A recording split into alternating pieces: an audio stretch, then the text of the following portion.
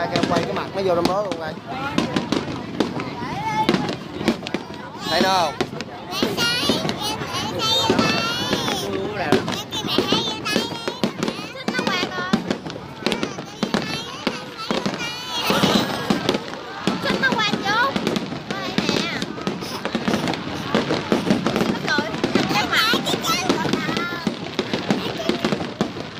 Nó ở sau lưng thấy nó không không?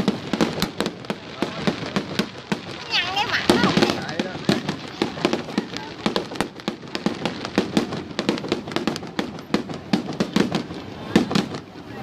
Sao đội tôi bắn bông, đội tôi bắn bông mà chạm thì giờ không chịu à.